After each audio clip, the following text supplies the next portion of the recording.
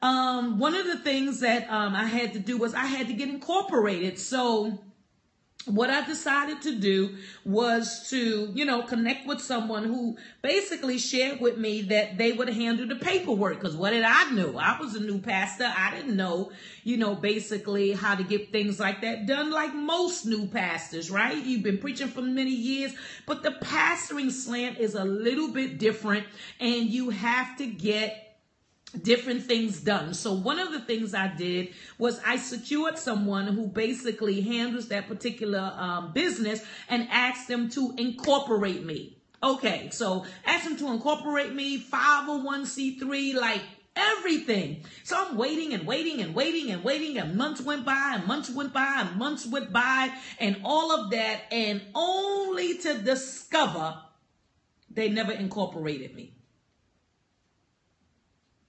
I was a new church. I spent $1,500. Now, if you're a pastor and you have a small church and you're just starting out, you understand what that means, okay? To be able to spend that kind of money, and guess what? It went to waste. I got scammed.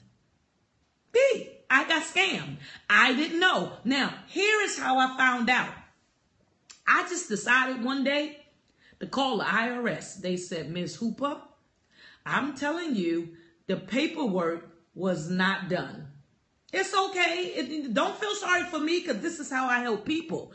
I'm on here Tuesdays and Thursdays on Periscope. And guess what? I bring all of my stories, all of my experiences, to help other people. And this is what qualifies me to be a coach. I've been in ministry close to almost 30 years. I have 5 theological degrees. I've been preaching over 25 years full time. So I really have done a lot. I wrote my ministry handbook, Hooper's Evangelist and Ministers Handbook, everything you need to know before you go. So I got a lot going on. Okay. So, but when I started pastoring, I didn't know that there were some things that you needed to get done, and you need to oversee it. Okay. And so what I did was I paid the person the money, thought that they did the work. And one day I just said, let me call the IRS. Let me just see, call them up. They said, Ms. Hooper, we don't have anything here with your name on it. Are you serious right now? Anything. And so come to find out, till this day, they never did the paperwork. I never even got my money back. And I don't want that to happen to you. So this is why I am pressing and I am bringing to your attention that Monday night I'm having a webinar, because we're going to talk about you choosing your name. Okay. You have this great idea for whatever church, the worship center, the cathedral, whatever it is. But the question is, can you use that name? Because everything you come up with, you cannot use. There must be a search to see whether or not that particular name is available. Why? Because the church is a business. Okay? And you can't use the same name that somebody else is using. And guess what? You may not even know that somebody else is using it, because you don't have the database. And so you need somebody else to do the work for you so that you can find out whether or not somebody else has that name and is it available. I was just talking to someone just recently that reached out to me to add me to a particular event that they were going to. And the name of the event, I said, sis, I don't think that you can use that name, because somebody else already uses that name. Okay. And they have been using the name for a while. And they also have trademarked the name. They have product with the name. They have a show with the name. And I'm like, they're going to come back and sue you for infringement. Y'all listening to me? They have the ability to do that. And a lot of times, you know, we're so churchy that we don't get the business part. And we don't understand that if we don't get the business part, that we're going to have a whole lot of problems with our churches and with our businesses, because we're so excited about launching and about doing it that we don't do our due diligence with the business part. And guess what? You got to do that. So, you know, I begin to explain some different things to the young lady or whatever, and she's investigating and all of that, which is good. So she's doing her due diligence there. But I'm just simply saying to you that you have got to, by any means necessary, I want to encourage you to get into this webinar Monday night.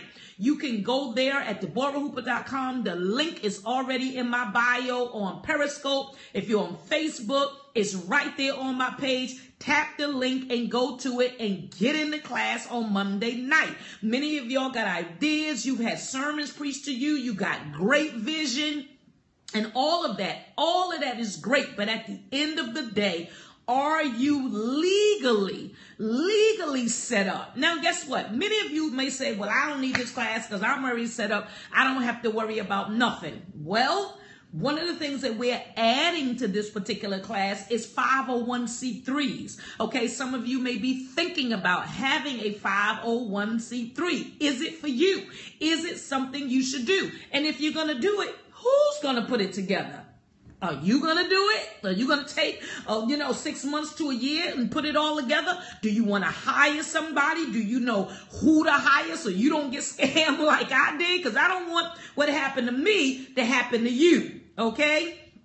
And so, again, doing your due diligence, I want to be able to connect you with someone that can help you with that. I don't want you to be out there. This is why I'm on Periscope Tuesdays and Thursdays. All of you that follow me, thank you so much for your hearts, Mackenzie. Everybody else, if this little information is blessing you, give me some hearts. Amen. On Facebook. Give me some hearts on Periscope. Listen.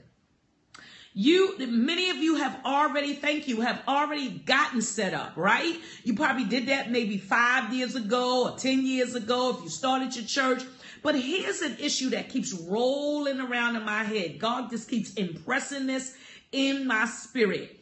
Is it time for you to amend your bylaws? Is it time for you to amend, okay, your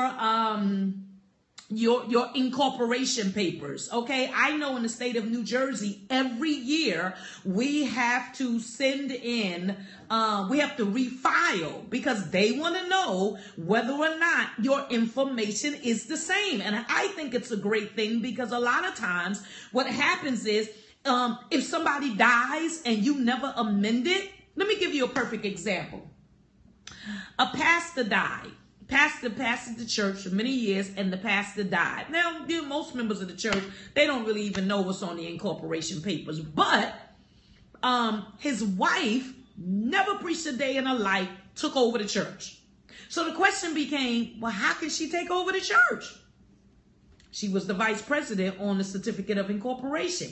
The next person in line never preached a day in her life. Never preached a day in her life. It happens. Who is on your incorporation papers? Are you listening to me? You gotta know. Here's another thing we're gonna talk about. Many of you want people to sow into your ministry. You want them to give into your ministry, right? You want to be able to go to Walmart, or you want to be able to go to Toys R Us, or you want to be able to go to Home Depot, and you want them to sow into your ministry so that money is not coming out of your pocket, right? You get a chance to save your coins, and guess what? You want to be able to get some of the materials that they have for functions that you have going on. But in order for them to partner with you, you gotta be set up. You gotta be set up. And many times, and I've said this earlier, a lot of the businesses fold within 5 years because they are not set up. They are not set up. And I want to help you, give you information for you to think about, help you get all set up. I want to give a platform so you can ask your questions. I want to help you do your due diligence. So we are having this webinar Monday night. I'm going to be on here as many times as I can, talking to leaders, talking to business owners, entrepreneurs. You know, if you wanted to know what's the difference between nonprofit, profit, LLC, the different types of businesses that you can set your business up. You want to be in the webinar. You're not going to get this free. You may get a 5 or 10 minute consultation from an expert, but you're not going to get this information free. And guess what? I say it all the time. You can't do what you don't know. Am I helping anybody tonight? I know it's late. Folks is getting ready for church tomorrow. We got communion. We got Father's Day. Listen, I just said I got to get on here and talk to you. Talk to you. You want to launch a business, get the information. One of the things about this webinar is that when the webinar is done, you get the digital download. Great. I'm glad I'm helping you. You get the digital download. So guess what? You always have the information from the expert. I got an expert coming on, Apostle Willie Tarbert from East Orange, New Jersey. We went to Bible school together. We go back 25 years. I mean, he's just been doing great things, but the heart of his ministry, what God has given him, is to help churches and business owners. And also, as he said to me, to help you grow. You know, if you're set up, that can help you grow as well, because you're in a position to receive. You're in a position to partner with people. You're in a position to network, okay? So your ministry can expand, and opportunities that are presented to you, you'll be able to receive those opportunities because you're what? Set up. That's the key word for me. You got to be set up.